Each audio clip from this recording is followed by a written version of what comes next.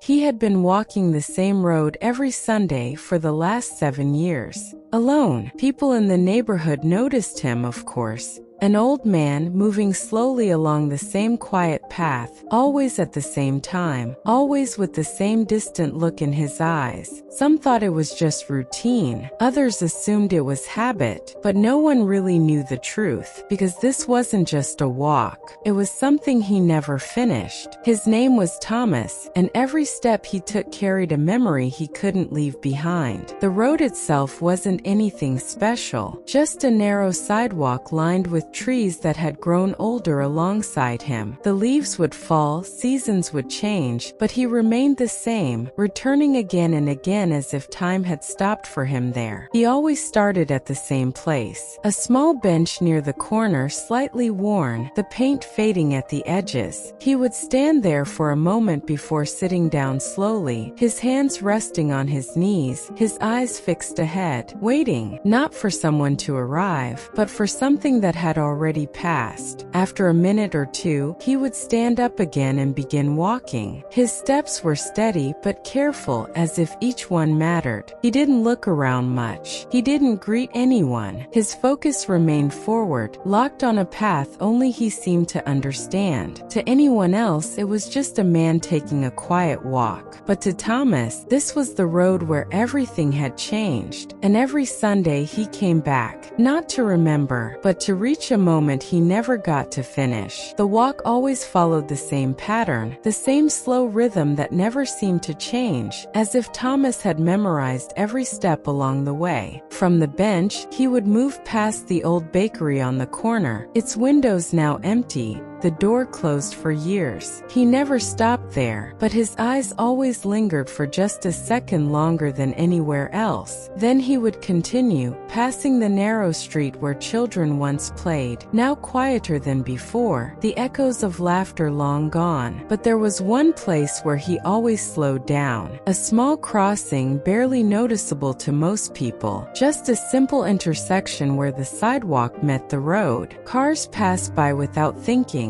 People crossed without hesitation. It was ordinary, almost invisible, except for him. Thomas would stop there every single time. Not for long, just a few seconds, but in those seconds something about him changed. His posture would stiffen slightly, his gaze fixed on a single point ahead, as if he was seeing something no one else could. Then quietly he would take a step forward, slow, careful, almost hesitant, as if that one step carried more weight than the rest of the walk combined. One afternoon, a young woman who had recently moved into the neighborhood noticed him again. She had seen him before, always on Sundays, always alone, but this time something about the way he stopped at that crossing caught her attention. It didn't look like a pause, it looked like a memory. The next Sunday she waited, sitting on a bench across the street, pretending to read while her eyes stayed on him. When Thomas reached the crossing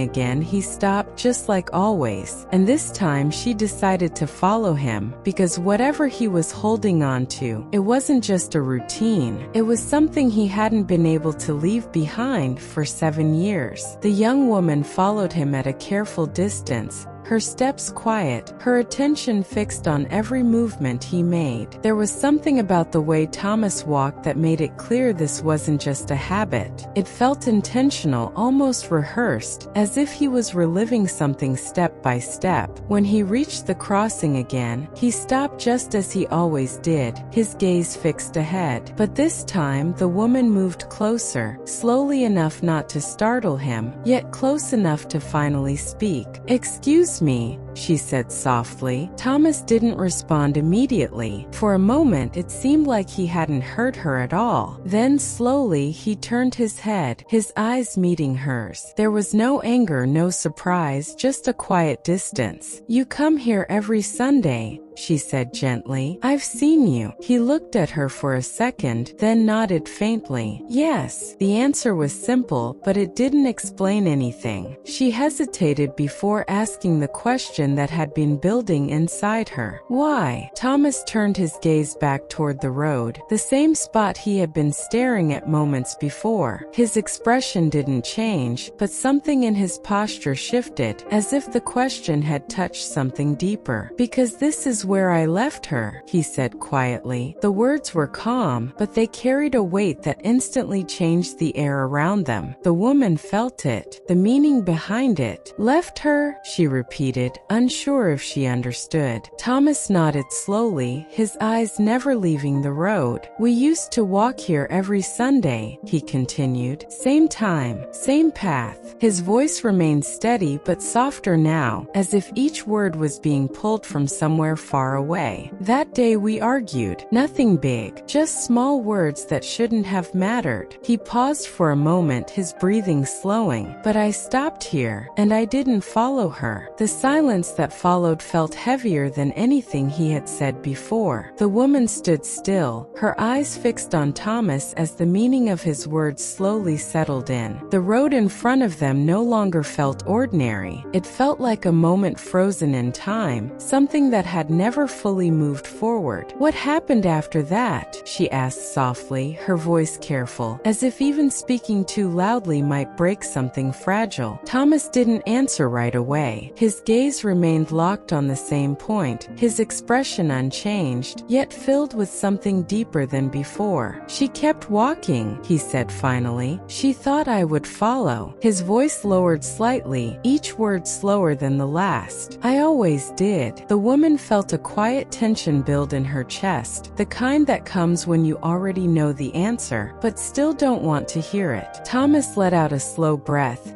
his shoulders lowering just a little. "But that day, I didn't." The words hung in the air, simple but heavy. "I stayed here," he continued, his eyes still fixed ahead. "I thought she would turn back. I thought she'd wait." He paused again, the silence stretching just long enough to make everything feel real. "But she didn't." The woman's breath caught slightly as she listened, her mind filling in the space between what he said and what he didn't. "There was an accident," Thomas added quietly, his voice almost fading into the air. Just a few minutes later down the road, the world around them seemed to still for a moment, the sound of passing cars distant, almost unreal. "And the last thing I ever did," he stopped, his voice tightening just slightly, "was stand here and not follow her." The silence that followed wasn't empty anymore. It was filled with something that had been waiting for 7 years. The woman stood beside him, unable to speak for a moment, the weight of his words settling deeply within her. The crossing in front of them no longer felt like a simple place, felt like a line between what was and what could never be again. Thomas remained still, his eyes fixed ahead, as if he had been standing in that same moment for years. "I thought I had time," he said quietly, his voice steady but carrying something fragile beneath it. "Time to say I was sorry, time to catch up, time to fix something that didn't even need to be broken." He let out a slow breath, his gaze finally lowering for a brief second before returning to the road. "But time doesn't wait the way we think it does." The woman felt a tightness in her chest, her eyes softening as she listened. There was nothing she could say to change what had already happened, but somehow it didn't feel like he needed her to. "So every Sunday," Thomas continued, "I come back here, and I walk the same path." He paused, his eyes narrowing slightly as if focusing on something only he could see. "I stop at this point, and this time," his voice grew quieter, "I follow her." The words landed softly, but they carried something powerful, not regret alone but something deeper. Thomas took a small step forward, slower than before, as if that one movement held years within it. The woman watched closely, her breath steady, her attention fixed on him. "It doesn't change anything," he added gently. "Another step.